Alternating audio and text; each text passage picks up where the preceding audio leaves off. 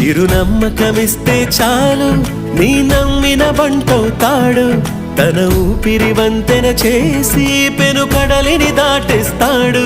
నీ తెల్లని మనసుకు చల్లని చూపుల దీవెనలిస్తాడు